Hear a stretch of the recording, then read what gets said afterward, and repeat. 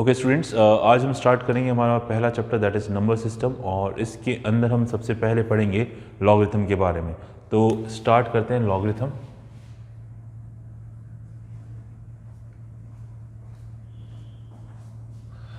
पहले समझ लेते लॉगरिथम है क्या, है ना।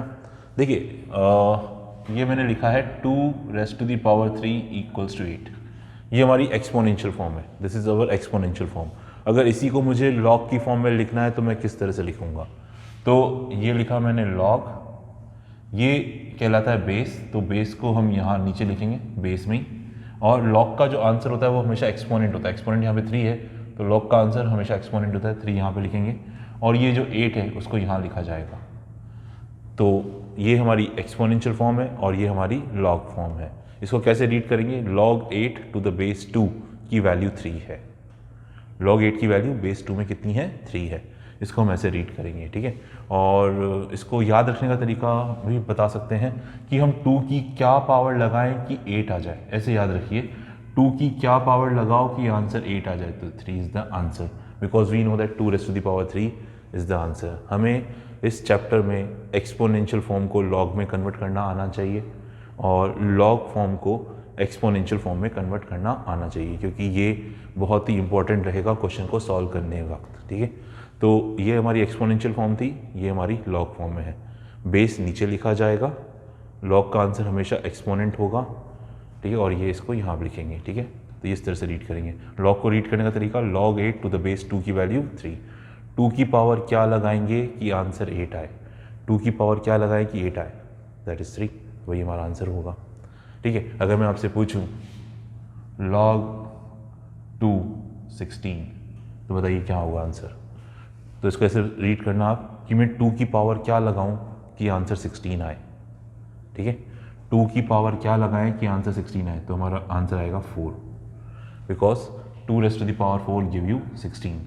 अगर मैंने पूछा log 2, लेट से यहाँ पे लिखा मैंने 1, कि मैं 2 की ऐसी क्या पावर लगाऊं कि आंसर 1 आ जाए, तो इसका आंसर आएगा 0, यानी log 1 0 होगा, ठीक है। log 1 0 होता है, ठीक है। तो चलिए, अगर मैंने आपसे पूछा log 2 1/2 कितना होगा, यानी आप 2 की पावर क्या लगाओ कि आंसर 1/2 आए, तो हमें मालूम है कि 2 की पावर -1 1/2 होता है, तो इसलिए इसका आंसर -1 होगा। यानी log की वैल्यू नेगेटिव भी हो सकती है, 0 भी हो सकती है, पॉजिटिव भी हो सकती है, ठीक है। अब मैंने ये कहा log बेस 2 और यहाँ पे 0। अब मैं 2 की ऐसी पावर क्या लगाऊं कि आंसर 0 आ जाए? अब देखो, 2 की कुछ भी पावर लगाओ, आंसर आपका पॉजिटिव में ही आएगा, है ना, है ना, पॉजिटिव में आएगा। 0 तो कभी आ ही नहीं सकता। 2 की पावर कुछ भी लगाओ आप, है ना, सही है। तो इसलिए हम कहते हैं कि log 0 जो होता है ना, वो नॉट डिफाइन होता है, यानी log 0 नहीं निकाला जा सकता, इट इज़ नॉट डिफाइन। हाँ, अब अगर मैंने कहा log 2, लेट से -2 लिख दिया यहाँ पे मैंने। अब 2 की ऐसी पावर क्या लगाएं कि आंसर -2 आए? अब देखिए, कॉमन सेंस है, अगर आप 0 ही नहीं ला सकते तो नेगेटिव कहाँ से लाओगे? 2 की पावर कुछ लगाओ जिससे नेगेटिव आए, तो अगेन नॉट डिफाइन। तो कहने का मतलब ये कंक्लूजन निकला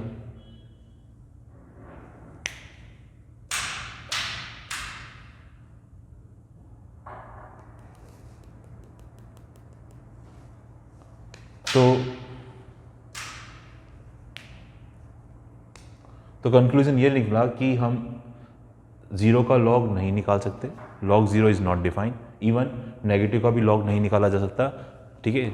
नेगेटिव नंबर का लॉग नॉट डिफाइन होता है, इस चीज़ को हम नोट करेंगे कि 0 का लॉग नहीं निकाला जा सकता, log 0 is not define, and negative का भी लॉग आप नहीं निकाल सकते, that is again not define. तो मेरे ख्याल से ये आपको एक्सपोनेंशियल को लॉग फॉर्म में लिखना आ गया और इसको रीड करना भी आ गया, है ना। log 8⁻² की वैल्यू 3 होती है ना। इस तरह से अपन इसको रीड करेंगे। क्लियर है? चलिए, अब हम एक्चुअल लॉग को डिफाइन करते हैं। आइए इसको हम डिफाइन करते हैं। तो देखिए, y = log base ax, okay. ये मैंने लिखा y = log x⁴ a। तो देखिए, लॉग को डिफाइन होने के लिए कुछ कंडीशंस हैं। पहली बात जैसे हमने अभी देखा कि ये जो x है it should be greater than 0। क्यों? क्योंकि हम ना तो 0 का लॉग निकाल सकते हैं, that is not define, upon already देख चुके हैं। नेगेटिव का भी लॉग नहीं निकाल सकते, that is not define again. तो इसलिए जिसका भी लॉग निकाला जा रहा है it should be greater than 0, ये तो कंडीशन होगी लॉग को डिफाइन होने के लिए। साथ साथ में ये जो बेस है it should be greater than 0, it should be greater than 0 but not equal to 1 as well. ये 1 भी नहीं होना चाहिए, 0 से बड़ा होना चाहिए लेकिन 1 से बराबर भी नहीं होना चाहिए, तभी लॉग डिफाइन होता है, otherwise log is not define. इस चीज़ को अच्छे से याद रख लें, लॉग को डिफाइन होने के लिए ये कंडीशंस मस्ट हैं, ठीक है। जो बेस होना चाहिए वो ग्रेटर देन 0 होना चाहिए बट नॉट इक्वल टू 1 होना चाहिए, और जिस चीज़ का भी लॉग निकाला जा रहा है it should be greater than 0। अब क्योंकि हमारा जो बेस है वो ग्रेटर देन 0 है और लेस देन 1 है, ठीक है। अब हम देखिए सीख रहे हैं लॉगरिथम का ग्राफ कैसे बनाया जाता है ना, लॉगरिथम का हम ग्राफ किस तरह से बनाते हैं, ठीक है। तो लॉगरिथम का जो ग्राफ है ना वो 2 कैटेगरी में डिवाइड हो जाएगा, ठीक है, क्योंकि बेस के अकॉर्डिंग। देखिए किस तरह से, पहला बेस जो है 0 से बड़ा 1 से छोटा, ठीक है, 0 से बड़ा 1 से छोटा। देखो बेस 0 भी नहीं हो सकता 1 भी नहीं हो सकता, 0 1 के बीच में तो हो सकता है, इसलिए पहला केस जब बेस 0 और 1 के बीच में है। दूसरा केस जब बेस 1 से बड़ा है। तो इन दोनों के केस में ग्राफ बिल्कुल अलग अलग बनेगा। किस तरह से बनेगा ये देखते हैं अपन। देखिए पहला केस है जब हमारा बेस 0 और 1 के बीच में है। तो समझने के लिए, इसका ग्राफ बनाने के लिए, ओके, इसका ग्राफ बनाने के लिए देखिए हमारा एक्स एक्सिस है, ये हमारा वाई एक्सिस है और ये हमारा ओरिजिन नन। अब देखिए इसको समझने के लिए मैंने क्या किया, बेस को अज्यूम कर लिया लेट्स से 1/2, बेस को अज्यूम कर लिया 1/2। 0 और 1 के बीच में आप कुछ भी अज्यूम कर लीजिए, लेट्स से मैंने 1/2 अज्यूम कर लिया। और ये इसकी एक टेबल बनाते हैं अपन, है ना।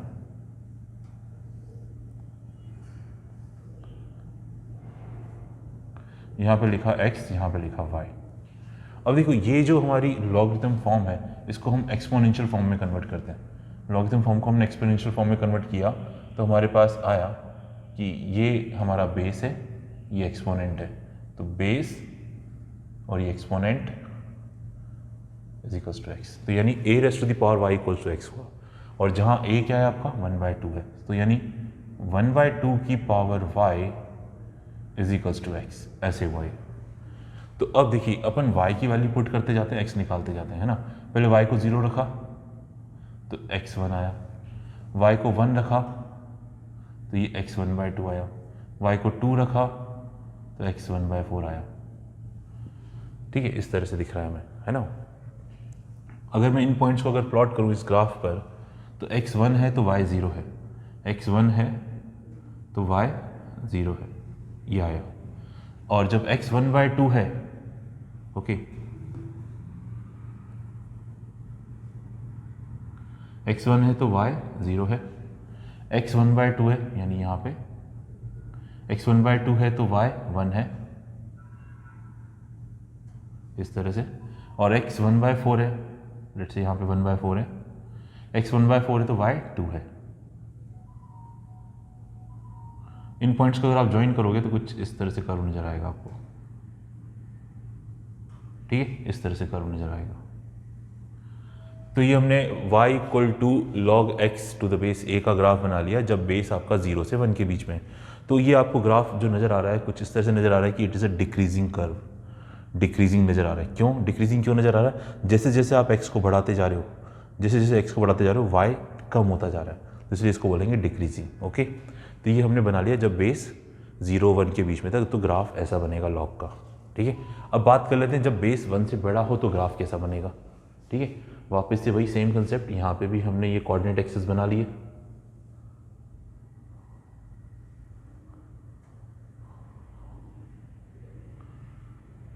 ठीक है। वापस इसको हम एक्सपोनेंशियल फॉर्म में कन्वर्ट कर देंगे, तो ये आ जाएगा हमारा a की power y equal to x, okay. और इस बार बेस को 1 से बड़ा मानना है तो हमने बेस को 2 मान लिया, तो यानी 2 की power y equal to x, इस तरह से। अब इसकी भी अपन टेबल बना लेते हैं। यहाँ पे मैंने लिखा x, यहाँ पे लिखा y। अगेन y को 0 रखोगे, तो x1 आएगा, y को 1 रखेंगे तो x2 आएगा, y को 2 रखेंगे तो x4 आएगा, इस तरह से। ठीक है, इन पॉइंट्स को अपन यहाँ पे प्लॉट कर लेते हैं। ठीक है, इन पॉइंट्स को प्लॉट कर लेते हैं।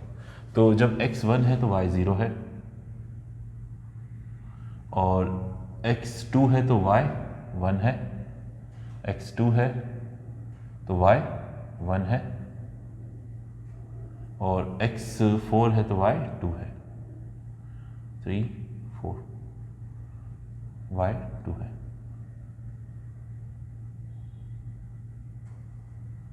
क्लियर? तो ये ग्राफ कुछ इस तरह से जा रहा है, देखिए।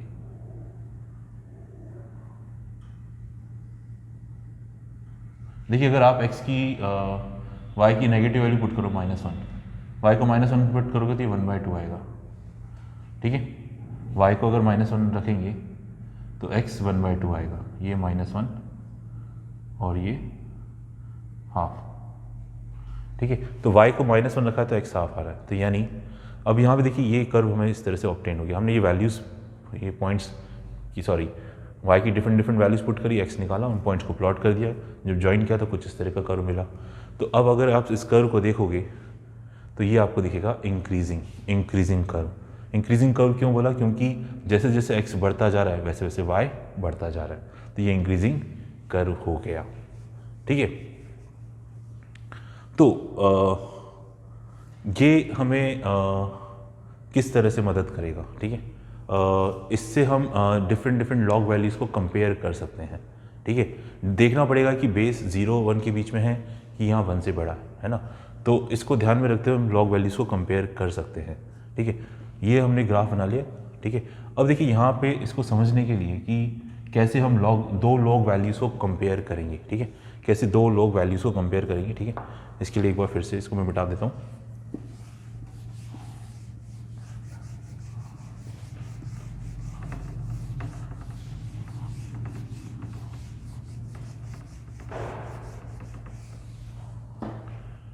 सो देखिए, y is equals to log to the base a x, और बेस हमारा 0 और 1 के बीच में है।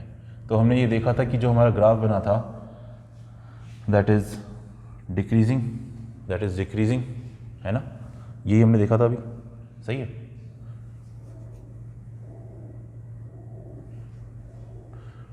ओके। तो यानी जैसे जैसे अपना, सॉरी,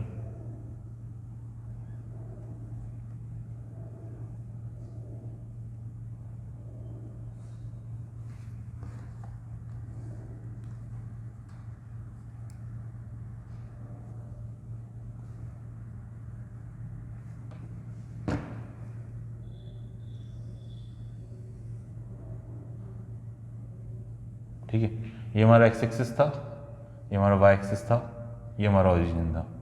तो हमने ये देखा था कि जब बेस 0 और 1 के बीच में था तो ग्राफ हमारा डिक्रीजिंग बन रहा है, y equal to log x का। ठीक है, यहाँ पे मैंने कोई सी भी दो वैल्यूज़ ले ली, है ना, यहाँ पे कोई सी भी दो वैल्यूज़ ले ली, ये दो पॉइंट्स ले लिए, ये इसको मैंने नाम दिया x1, इसको नाम दिया x2। x1 के कॉरस्पॉन्डिंग ये हमारा y1, ये x2 के कॉरस्पॉन्डिंग ये हमारा y2। ठीक है, आपको साफ साफ दिखाई दे रहा है कि जिसका x बड़ा, ठीक है, जिसका x बड़ा उसकी y वैल्यू छोटी आ रही है। देखो यहाँ पे x2 बड़ा है कंपेयर टू x1, लेकिन x2 के कॉरस्पॉन्डिंग जो y2 है वो छोटा है कंपेयर टू y1। तो जिसका x बड़ा उसकी y वैल्यू छोटी आएगी। x2 बड़ा है तो y2 छोटा होगा y1 से, उल्टा काम होगा। अगर x2 बड़ा है x1 से तो y2 स्मॉलर होगा कंपेयर टू y1। ये कब होगा? जब बेस 0 1 के बीच में होगा, यानी डिक्रीजिंग होगा। सही है, इस तरह से मेरे ख्याल समझ में आ गया होगा। जैसे सपोज कर अगर मुझे कंपेयर करना है, लेट से, है ना, ठीक है, लेट से लॉग बेस कुछ भी ले लो आपकी मर्जी, है ना, लेट से बेस ले लिया मैंने, कुछ भी ले लो आपकी मर्जी है, 0 1 के बीच में होना चाहिए। लेट से बेस ले लिया मैंने 1/4 और यहाँ पे कोई भी वैल्यू ले ली 7, ठीक है, और यहाँ पे ले लिया लॉग वापस बेस 1/4 है ना, और वैल्यू कुछ भी ले लो, लेट्स से 10। अब मेरे से पूछा जाए कि इन दोनों में से कंपेयर करो कौन बड़ा है, तो सीधी सी बात है, तो यहाँ पे दिख रहा है हमें जिसका x बड़ा उसकी y वैल्यू यानी उसकी log वैल्यू छोटी होगी। तो जिसका x बड़ा, x कौन सा बड़ा है, ये, जिसका x बड़ा तो उसकी log वैल्यू छोटी होगी, जिसका x बड़ा उसकी log वैल्यू छोटी होगी, तो यानी ये जिसका x बड़ा उसकी log वैल्यू छोटी होगी, तो यानी ये स्मॉलर है, तो यानी ये बड़ा हो गया। सीधी सी बात है, ठीक है, ये उल्टा काम होगा, सीधी सी बात है, ठीक है। तो जिसका x छोटा होगा वो उसकी y वैल्यू बड़ी होगी, y मतलब log वैल्यू, जिसका x छोटा तो उसकी y वैल्यू बड़ी। तो इस तरह से अपन कंपेयर कर सकते हैं दो log क्वांटिटीज़ को, ठीक है। सेम वे जब हमने देखा था y इज log ax और बेस 1 से बड़ा है, तो इस समय जो ग्राफ बनता है that is the increasing curve बनाता है इस तरह से, ठीक है। तो यहाँ पे भी अगर मैं दो वैल्यूज़ ले लूँ, ये दो पॉइंट ले लूँ, ठीक है, ये लेट्स से x1, इस x1 के कॉरस्पॉन्डिंग y1, ये पॉइंट ले लिया मैंने x2, इस x2 के कॉरस्पॉन्डिंग y2। तो देखो जिसका x बड़ा उसकी y वैल्यू भी बड़ी आ रही है, देखो x2 यहाँ से x1 से बड़ा है, देखो यहाँ पे y2 भी y1 से बड़ा है, दिख रहा है। तो यानी जिसका x बड़ा उसका y भी बड़ा, सीधी सी बात है, जिसका x बड़ा तो उसका y बड़ा, मतलब y मतलब log वैल्यू, तो जिसका x बड़ा होगा उसकी y log वैल्यू भी बड़ी होगी। ऐसा कब होगा, जब बेस 1 से बड़ा होगा। एग्जाम्पल के तौर पे अगर आप देखना चाहो, log बेस 2 8, log बेस 2 16, ठीक है। अब देखो ये आपका x है 8 और 16, ये आपका x है, कौन सा x बड़ा दिख रहा है, 16 बड़ा दिख रहा है। तो अगर x बड़ा है तो उसकी log वैल्यू भी बड़ी होगी, x बड़ा है तो y भी बड़ा होगा, तो जिसका x बड़ा उसकी log वैल्यू भी बड़ी होगी, तो log 16 बड़ा होगा कंपेयर टू log 8।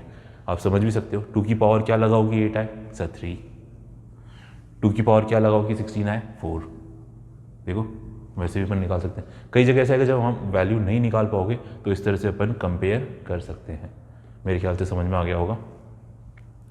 तो हमें बेस को देखना पड़ेगा, अगर बेस 0 1 के बीच में तो उल्टा काम होगा, जिसका x बड़ा उसकी log वैल्यू छोटी, और जब बेस 1 से बड़ा होगा तो जिसकी x बड़ा उसकी log वैल्यू भी बड़ी आएगी, ठीक है। तो इस तरह से अपन कंपेयर कर सकते हैं, ठीक।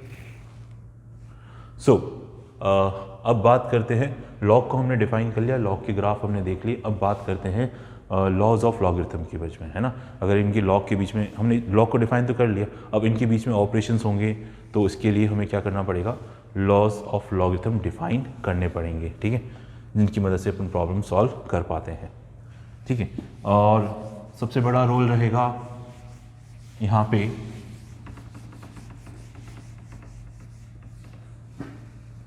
कि हमें लॉग को एक्सपोनेंशियल फॉर्म में कन्वर्ट करना आना चाहिए और एक्सपोनेंशियल को लॉग फॉर्म में कन्वर्ट करना आना चाहिए, ठीक है। उसी की मदद से ये जो लॉज ऑफ लॉगरिथम होंगे ये सब प्रूफ होंगे, ठीक है। तो चलिए स्टार्ट करते हैं लॉग ऑफ लॉगरिथम से।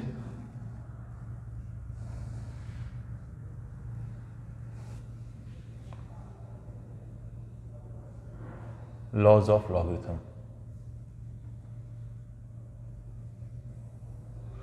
the first rule is log to the base a m into n, log mn to the base a, इसको हम लिख सकते हैं log m to the base a plus log n to the base a, ठीक है। अगर ये multiply हो रहे हैं तो इसको अपन इस तरह से ऐड करके लिख सकते हैं, ठीक है। This is the first rule. Second rule, log a m divide by n, इसको हम अगर ये डिवाइड में हो रहे हैं तो इसको अपन माइनस करके लिख सकते हैं, okay. log m by n को हम लिख सकते हैं log m minus log n। Third rule,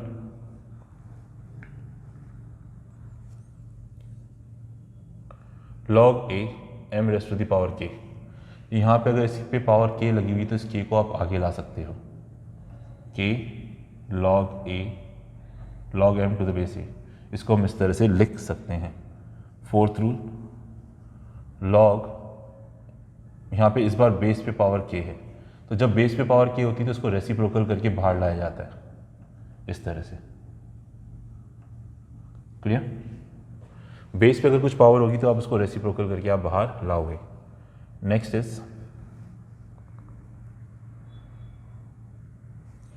ये अपन ऑलरेडी बता चुके हैं कि log 1 हमेशा 0 होगा और 0 का log नॉट डिफाइन होता है, और किसी भी नेगेटिव नंबर का log भी नॉट डिफाइन होता है। ये चीज़ें आपको याद होनी चाहिए, ठीक है? ये लॉस तो नहीं है लेकिन ठीक है, हम इसको एज ए रिजल्ट के तौर पे याद रख सकते हैं। नेक्स्ट इज 8th वन,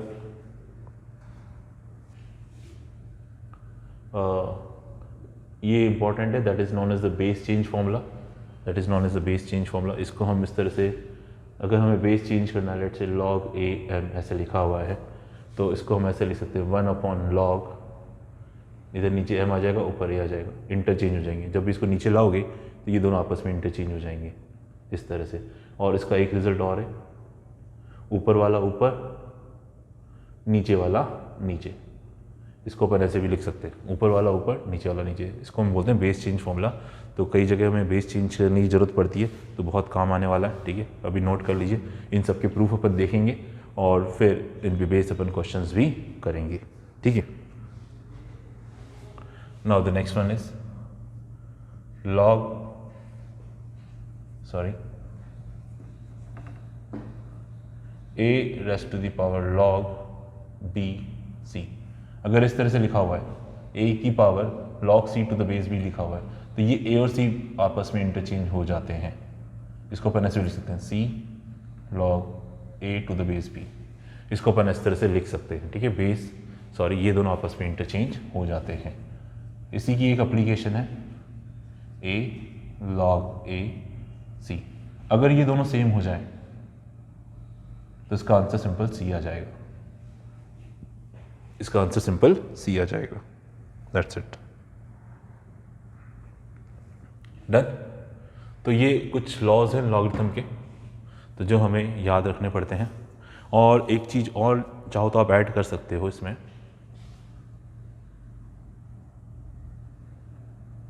अगर ये दोनों सेम है तो सिंपल आंसर बनाएगा, है ना?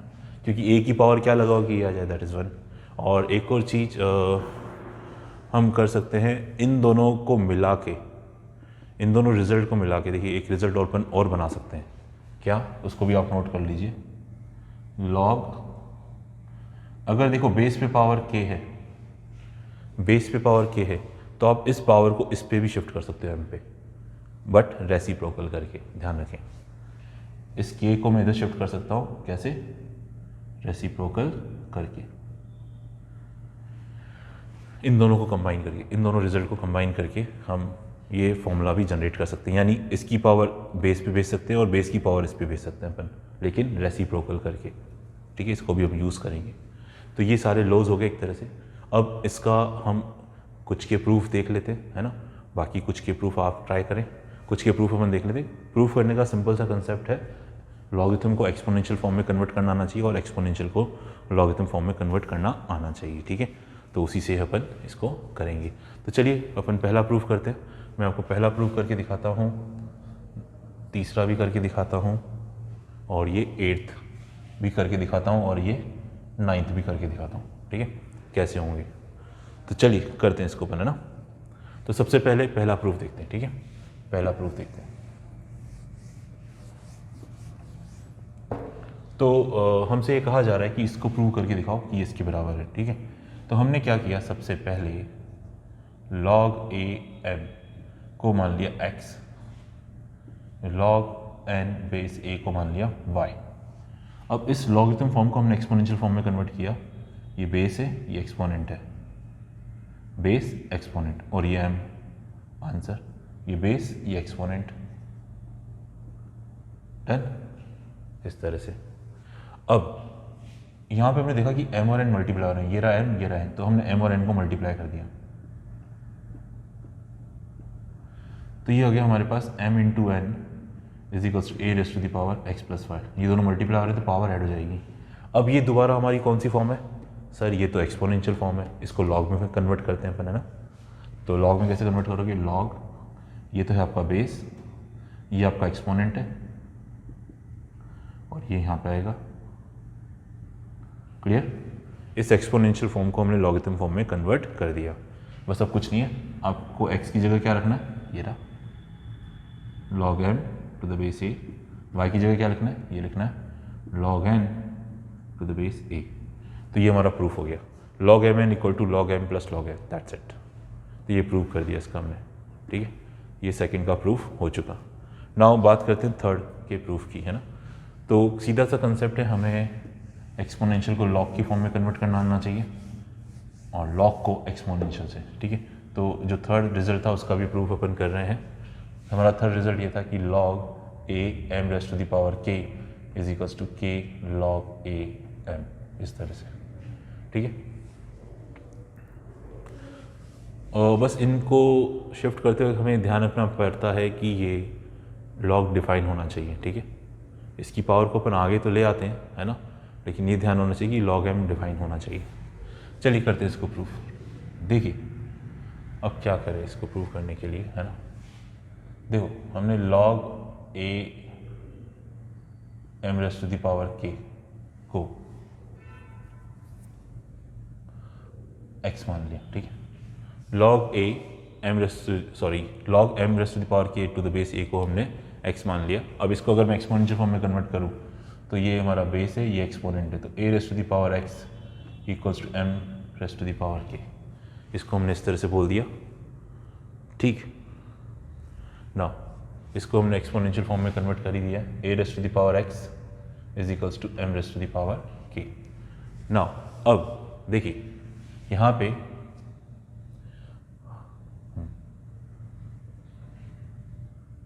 इस के को अपन इधर राइट साइड शिफ्ट कर देते हैं, सॉरी, यहाँ पे वापस अगर अपन एक्सपोनेंशियल फॉर्म लगाएं इसको देखते हुए, है ना, तो यहाँ पे अपन लिखेंगे ये हमारा बेस, तो लॉग, सॉरी एक सेकेंड, इस के को आप इधर शिफ्ट कर दीजिए तो ये हो जाएगा a x raise to the power x by k equals to m, okay. इस तरह से हमने इसको लिख दिया, इस के को हमने इस साइड शिफ्ट कर दिया। अब ये हमारी एक्सपोनेंशियल फॉर्म है, इसको दोबारा लॉग फॉर्म में लिखा, लॉग बेस क्या है हमारा ए, एम हमारा आंसर, ठीक है, एम हमारा, सॉरी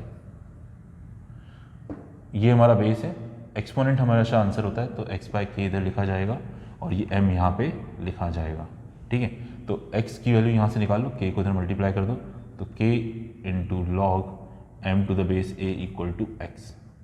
तो देखो ये भी आपका एक्स है, ये भी आपका एक्स है, दोनों की राइट साइड इक्वल है तो लेफ्ट साइड भी इक्वल होगी। तो यानी हम कह सकते हैं log m raise to the power k to the base a की value k log m to the base a होगी। तो ये हमारा प्रूफ हो गया, दैट्स इट, ठीक है। तो हमने बस ये देख रहे हैं कि हमें एक्सपोनेंशियल को लॉग में और लॉग को एक्सपोनेंशियल में कन्वर्ट करके इसके प्रूफ किए जा सकते हैं, ठीक है।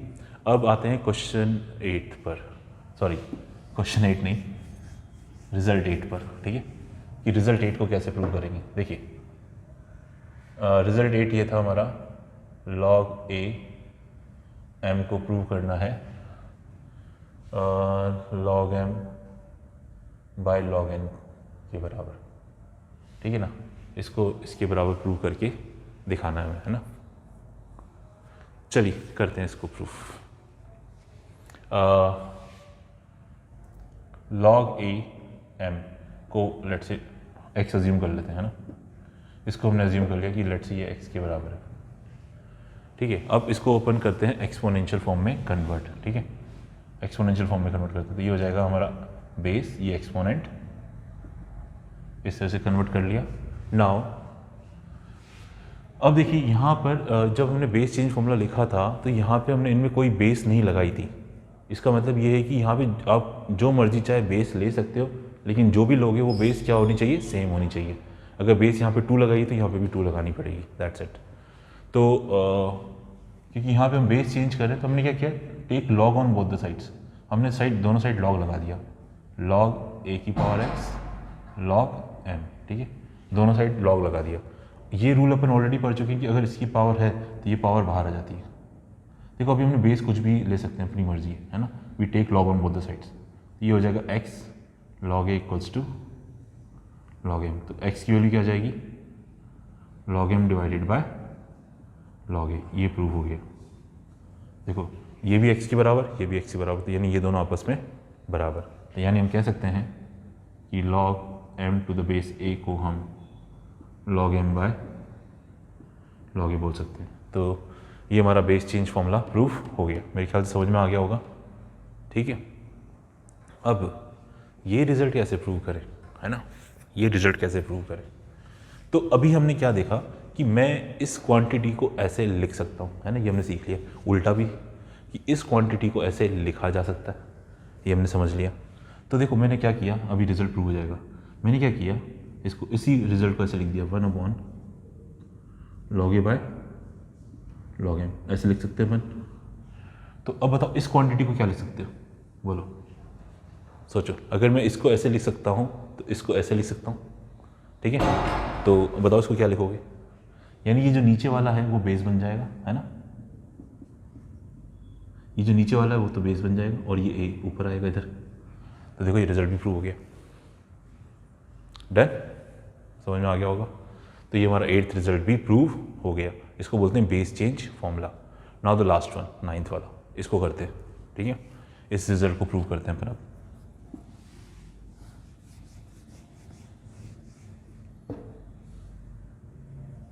9th one, a raised to the power log c to the base b को हमें प्रूव करना है c log a to the base b, ठीक है। तो अपन क्या करते हैं, पहले इस क्वांटिटी को मैंने x अज्यूम कर लिया, a log c to the base b को मैंने x मान लिया। अब इस पावर में जो log लगा हुआ है इसको हटाने का तरीका है take log on both the sides. हमने दोनों साइड log ले लिया,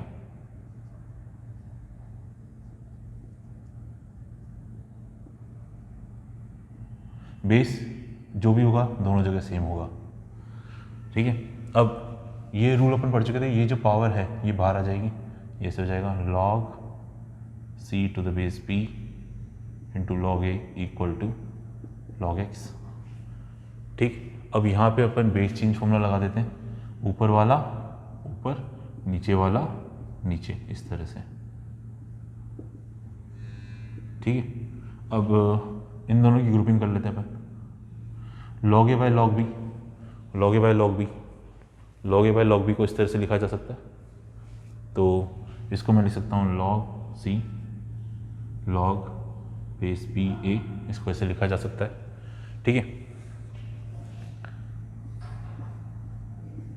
is equals to log x, ठीक है। अब ये जो है log a to the base b वो c की पावर में चला जाएगा,